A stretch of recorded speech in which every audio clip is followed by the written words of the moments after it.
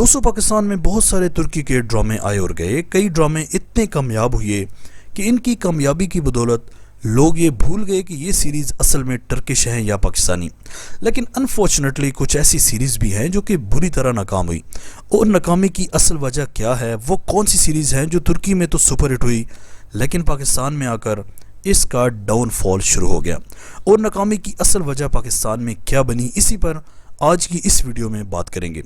दोस्तों तुर्की की जहां बहुत सारी सीरीज़ सिर्फ तुर्की की तारीख पर बनाई जा रही है, वहीं पर इन सीरीज़ में ऑडियंस को अट्रैक्ट करने के लिए कुछ ऐसे सीन्स भी फिल्माए जाते हैं जिनका तारीख के साथ कोई ताल्लुक नहीं होता, लेकिन इनका मकसद सिर्फ यही होता है कि लोग स्क्रीन के साथ जुड़े रहें।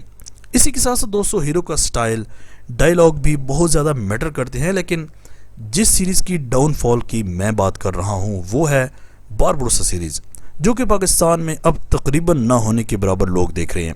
यानी तुर्की की इतनी बड़ी सीरीज़ का पाकिस्तानियों ने क्या हाल कर दिया।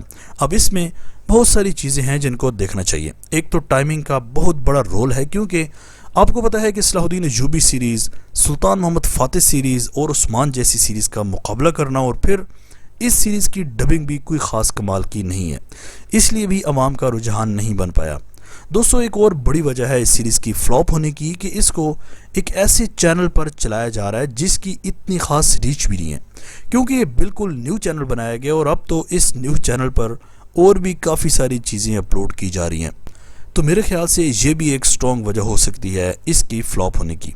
दोस्तों एक बात ज़हन नशीन कर लें कि अब शायद वो क्रेज़ भी नहीं रहा तुर्की की उन सीरीज़ का जो कि अर्तुगरुल गाजी के दौर में था, या जो उस्मान सीरीज़ का है। उस्मान का भी खैर अब इतना ज़्यादा क्रेज़ नहीं है, क्योंकि लोगों को पता चल चुका है कि ये सिर्फ लोगों को बेवकूफ़ ही बना रहे हैं। तो इसीलिए इस वक्त कोई ही सीरीज़ चल सकती है, क्योंकि कंपटीशन बहुत ज़्यादा बढ़ चुका। एक बहुत बड़ा एज था बारबरोसा सीरीज़ के पास जो कि एंगन अल्तान की शक्ल में था, लेकिन एंगन अल्तान की सीरीज़ अर्तुगरुल गाजी को भी काफ़ी अरसा गुजर चुका है, और अब तो लोग शायद अर्तुगरुल गाजी को भूल भी चुके हैं। कमेंट सेक्शन में ज़रा हाज़िरी लगवाएं वो लोग जो कि अर्तुगरुल गाजी के फ़ैन हैं और अभी तक अर्तुगरुल गाजी सीरीज़ के दीवाने हैं। इसके अलावा दोस्तों अगर किसी सीरीज़ की डाउनफॉल की बात हो रही है तो उस सीरीज़ के बारे में भी बात की जाए जिसने आते ही धूम मचा दी। जी हाँ दोस्तों, मैं बात कर रहा हूँ सुल्तान मोहम्मद फातेह सीरीज़ की। दोस्तों इस सीरीज़ की हर दूसरी वीडियो में मैं तारीफ़ें कर के थक चुका हूँ, लेकिन इस सीरीज़ के राइटर्स थकने का नाम ही नहीं ले रहे, जो हमें हर हफ्ते एक से बढ़कर एक लाजवाब किस्से दे रहे हैं। इसके अलावा दोस्तों इस सीरीज़ की पूरी टीम को ज़बरदस्त खराज तहसीन पेश करना चाहता हूं जिन्होंने ये शाहकार बनाया। दोस्तों इस सीरीज़ से अब काफ़ी सारे किरदार ख़त्म कर दिए हैं। यूँ समझ लें कि अब सुल्तान मोहम्मद फातेह की फतूहात की असल तारीख़ और कहानी शुरू होने वाली है, क्योंकि अब तक जो कुछ हम देख रहे थे वो तो सुल्तान मोहम्मद फातेह का सिर्फ तारफ़ था, और अब हमें इंतज़ार रहेगा कि इस सीरीज़ में आगे जाकर कौन कौन से सरप्राइजेज़ हमारा इंतज़ार कर रहे हैं। इस सीरीज़ की कुछ ऐसी फतूहात हैं जिन पर हमें यही लगता है कि जैसे हम खुद उस दौर में हों और अपनी आंखों से उस अजीम लश्कर की जद्दोजहद को देख रहे हों।